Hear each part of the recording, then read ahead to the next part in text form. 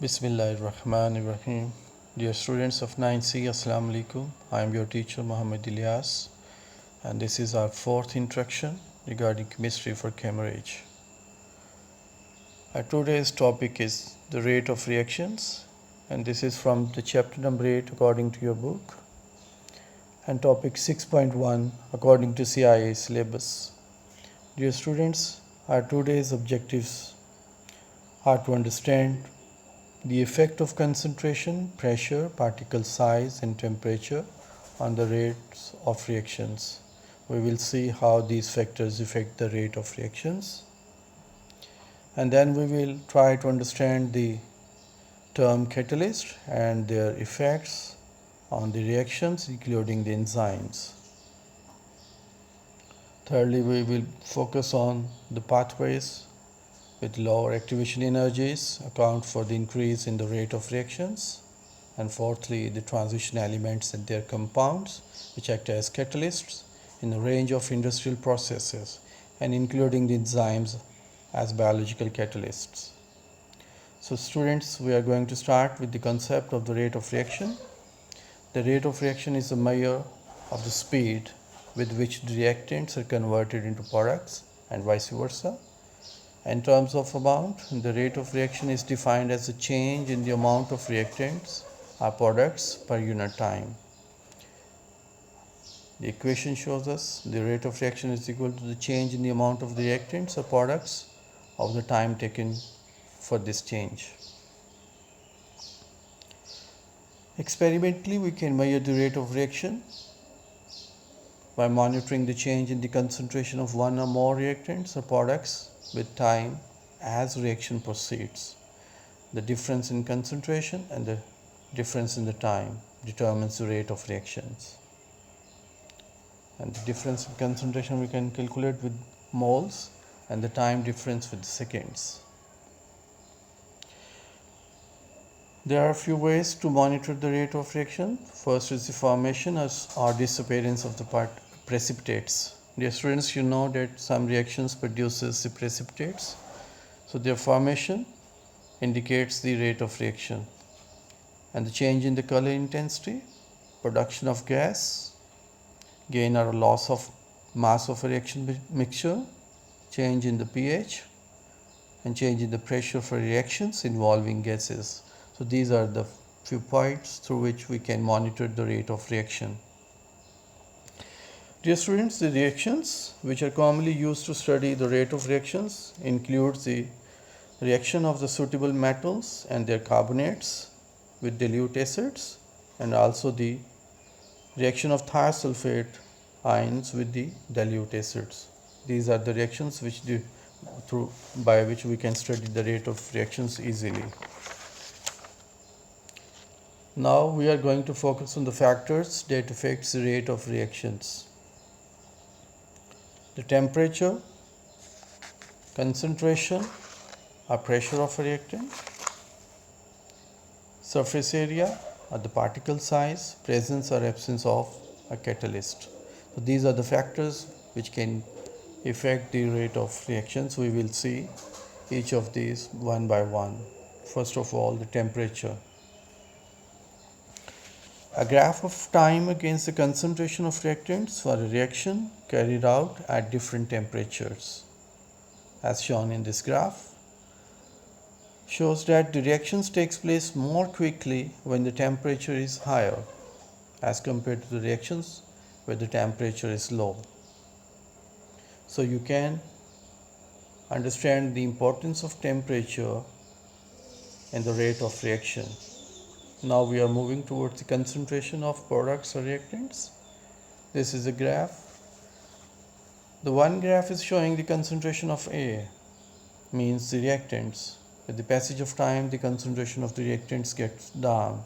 And the graph 2 is showing the concentration of B, means the products. And the products concentration is increasing with the increase of time. Here is another graph to show the concentration of the reactants. Dear students, the rate of reactions takes place in solution increases with the concentration of one or more reactants. In reactions involving gases, increasing the pressure of gases has the same effect. In both cases, there is an increase in the number of reacting particles per unit volume. So, concentration of reactants determines the rate of reaction. The third, the surface area. What is surface area? First, we have to understand this.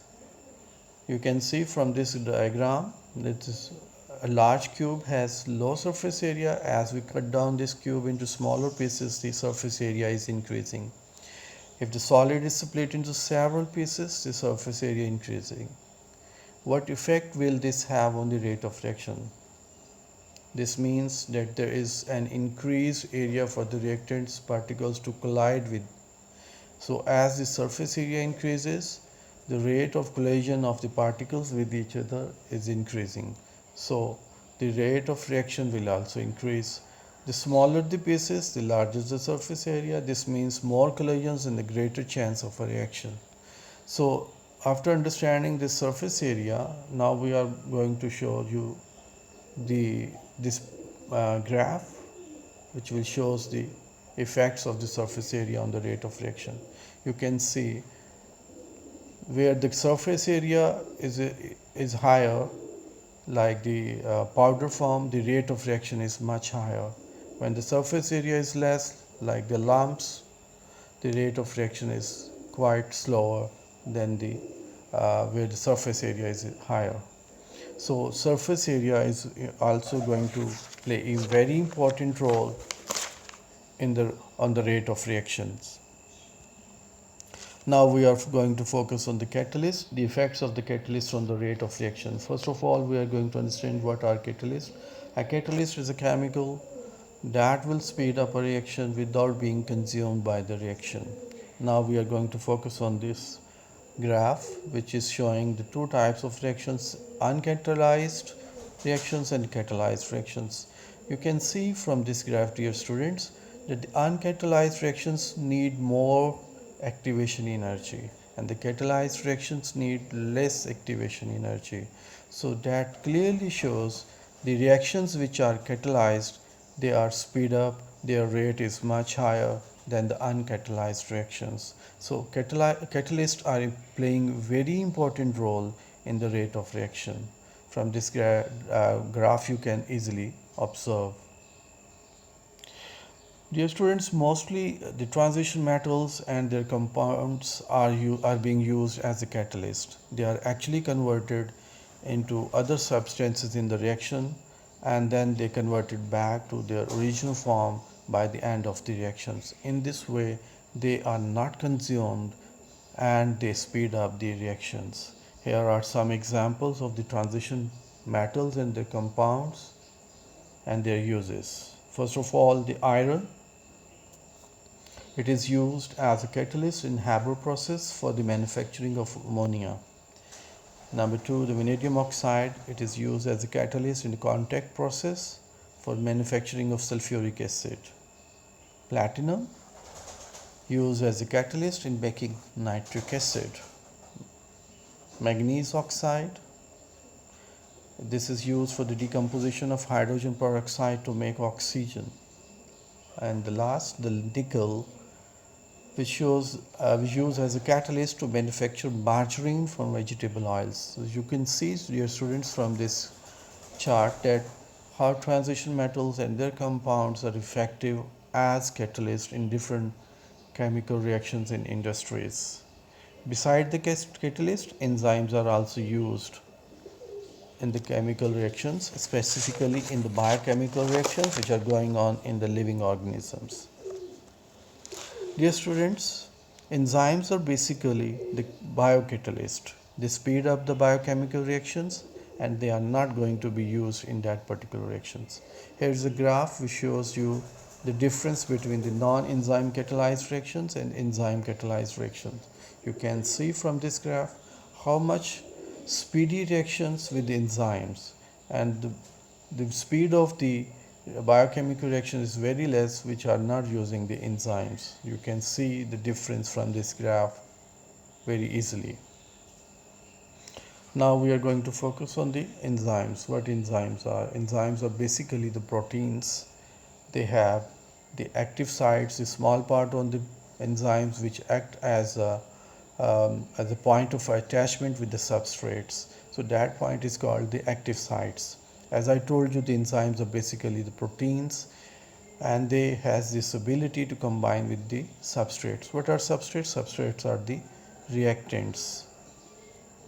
When the substrates combine with the enzymes at the active sites, they form a complex. This complex is called enzyme substrate complex, ES complex we also call it as. And this complex results into the formation of the product. You can see over here, and the enzymes get aside from this reaction. So enzymes again and again used in the chemical reactions, but producing the products. Enzymes are not being consumed in any chemical reactions. So this is how the enzymes work. This is also called the lock and key model. Now we are going to focus on the collision theory.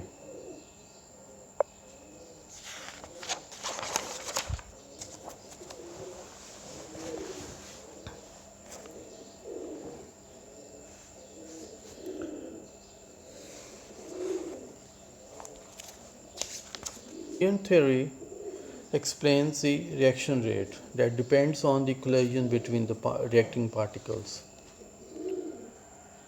It has few points. The reactions only occur when the particles of the reactants collide together. A collision will only result in a reaction if the colliding particles are correctly oriented with respect to each other. A collision will only result in a reaction if the energy of the colliding particles exceeds a certain maximum values. So these are the 3 points which are very important regarding the collision theory and how the particles react with each other. In summary, the theory says that the reactions occur only when the particles collide with sufficient energy to provide the activation energy needed to start the reaction. Not every collision between particles results in a reaction, but every pair of particles that do react will have collided together. It follows that the different factors that influence rate of reaction must have an effect on the rate at which particles collide or the average energy of the particles or both. So this is how the collision theory helps to understand the rate of reactions. Now students, I have selected some homework for you, and this is from your chapter number 8, and this is mentioned on the page number 178, the question number 1 to 4. Please do it on your notebooks and send to your respective groups. Thank you very much for being with me. Stay home, stay safe. Allah Hafiz.